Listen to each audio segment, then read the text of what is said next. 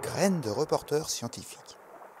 Une série de podcasts sur les enjeux de l'océan réalisés par des élèves francophones du monde entier, en partenariat avec la Fondation Tara Océan, le Centre pour l'éducation aux médias et à l'information, le ministère de l'Éducation nationale et de la jeunesse et l'Agence de l'enseignement français à l'étranger. Ce podcast vous est présenté par Johan, Sacha, Lauric et Théo de la classe des 5e A de l'Institut Lamandier. Dans ce podcast, nous allons essayer de déterminer si la montée des eaux, des mers et des océans représente une vraie menace pour nous. Nous allons commencer par un état des lieux depuis 1900. L'eau des mers et des océans a augmenté de 25 cm depuis 1900. C'est ce qu'on appelle la montée des eaux.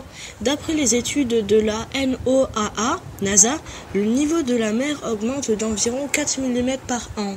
Selon le GIEC, le groupe d'experts intergouvernemental sur l'évolution du climat, cette augmentation est un problème mondial car 3,8 milliards de personnes résident à moins de 150 km du rivage. De nombreux lieux ont été inondés comme East Island, une île du Pacifique, ou encore des îles Salomon.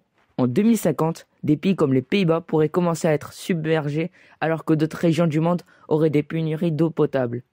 Des milliers de personnes sont en danger à cause de la montée des eaux. Mais comment expliquer ce phénomène ? Il y a deux causes à la montée des eaux. La première est la fonte des glaciers terrestres.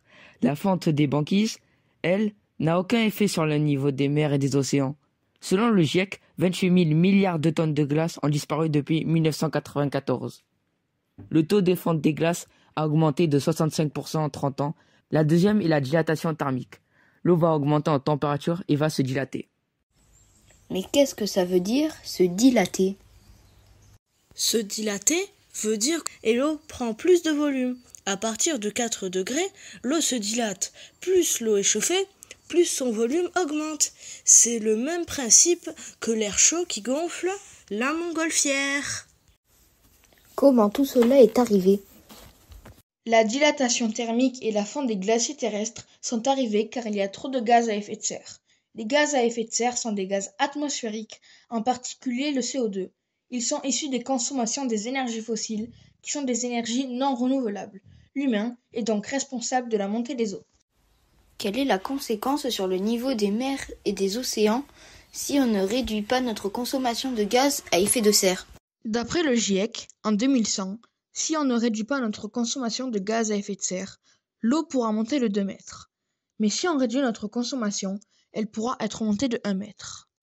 Y a-t-il des solutions pour réduire les gaz à effet de serre ? Oui, il y en a. On peut par exemple privilégier les transports moins polluants ou en commun, consommer plus de nourriture locale, modifier notre consommation, plutôt réparer que remplacer. Il faut juste privilégier les choses qui produisent moins de gaz à effet de serre. Et pour la montée des eaux, y a-t-il des solutions ou projets ? Peut-on la stopper ? Tout à fait. On peut laisser la nature se défendre elle-même ou agir en construisant des digues, des murs de végétaux. Mais au final, avec une augmentation de 4 mm par an en moyenne, en quoi l'augmentation du niveau de la mer est-elle une vraie menace ? La montée des eaux provoque la salinisation des nappes phréatiques et des sols côtiers, ce qui va créer une pénurie d'eau potable et de nourriture. Les populations vont donc migrer vers des zones non touchées, ce qui va provoquer des problèmes de migration et peut-être des conflits. Y a-t-il d'autres conséquences ? Oui, il y en a 2 autres. Il peut y avoir des inondations qui vont avoir un coût à la ville et ou au pays, et un impact sur la faune et la flore.